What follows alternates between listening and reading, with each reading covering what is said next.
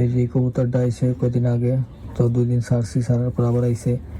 এখন আজকে ওই খাঁচার মুখ খুলে দিছি, এখন বেরিয়েছে। বাইরে এই যে নিচে যে খাবারগুলো পড়ছে এগুলো খাইতেছে। এই যে এটা ভালোই যায় না, ছেড়ে দিল এরপরে।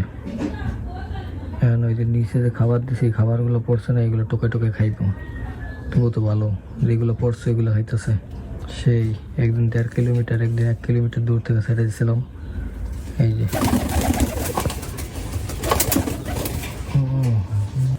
বিলে আইছিল, বিলের বয়ে উঠতে গেছে এই জায়গায়।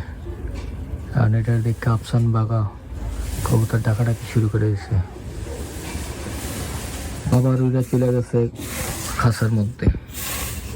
কবুতরটা সেই কবুতরটা আবার নামছে। তো আমি আমার গমের যে এইটা আছে ঢাকনাটা খুলে দিছি, তারপরে এই জায়গায় খায় না, কিন্তু নিচে খাইতেছে।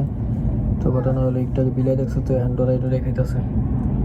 এই যে টাইগার বাহিনী খা যার কবুতর আমি অনেকবার ছেড়ে দিছি, না গেলাম আর দোষ না, কারণ কবুতর আমার এই জায়গায় থাকতে চায়, থাক, সমস্যা নেই। তো এটা নন নামাতে আমি জানি না, ভয় পাইতেছে।